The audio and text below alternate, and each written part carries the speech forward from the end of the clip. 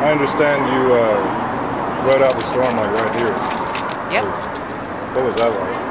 Scary.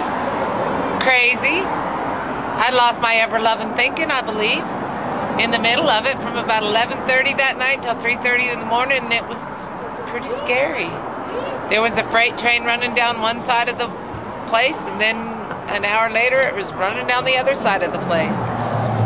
And at any minute you didn't know if the roof was going to go, if a wall was going to go. I mean, at one point I got up, went to the restroom, and I think I flew from the kitchen back to the bed because the whole building shook. And it was like, I thought I was safe right then. It was okay, I could go to the bathroom. It was pretty scary in the middle of the night, you know?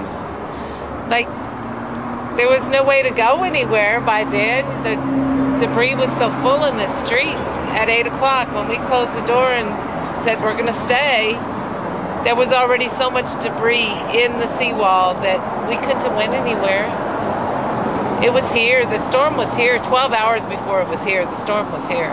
People felt it downtown, they lost everything. I mean, the people that I saw during the storm, after the storm, they saw the water coming from Harborside rushing toward the Gulf. I mean, it was coming from downtown toward the seawall. Like 8, 9 foot of water running down the streets with debris and bottles of wine and just running like it was the Gulf of Mexico, but it was coming from Harborside to the Gulf.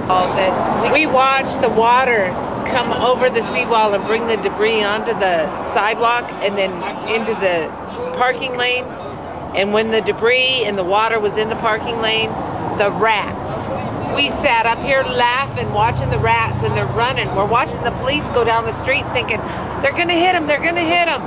I don't think we ever saw a rat get hit. But the rats were even smart enough to go find safe shelter, okay? And we're sitting here laughing at the rats. What's wrong with us? But we're still here, so thank the good Lord. We must have had angels surrounding. What is it that each of you loves about Galveston? Next to that, this right here. This right here. I was so scared that she was not going to be here the day after the hurricane. No, and she stayed right there. And when I woke up, and my neighbor said the Balinese is gone, and I stayed a block off the seawall from the flagship on 25th. And I came down and I saw the Balinese was gone. I'm like, oh my God, Marie. I came running down the seawall. I climbed up over that 10-foot pile of debris, 4 lanes wide. And I saw her window open. I called up to Marie and she came out and I hit the ground. I hit the ground crying. It's like, yes, my girl, she's still here. You know, the lady, she still stands. No phones. Yeah. No, I mean, you couldn't. We finally made it down to 45th Street and the Coastal had payphones. And I called my daughter in Sheridan, Wyoming. And I said, April, call Grandma, call everybody and let them know I'm okay.